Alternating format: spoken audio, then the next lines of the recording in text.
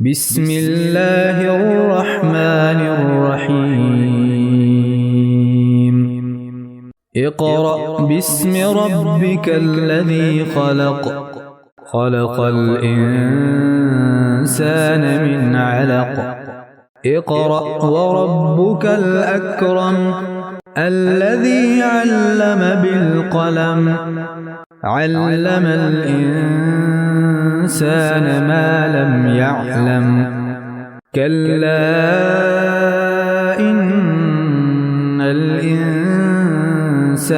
ليطغى أن رآه استغنى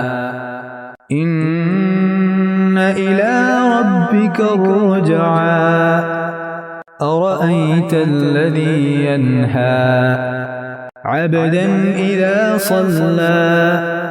أرأيت إن كان على الهدى أو أمر بالتقوى أرأيت إن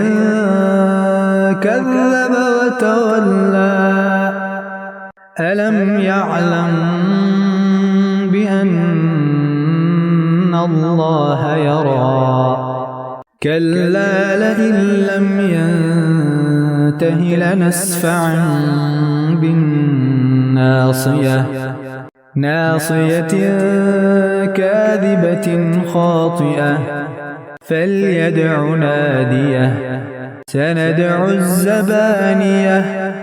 كلا لا تطعه واسجد واقترب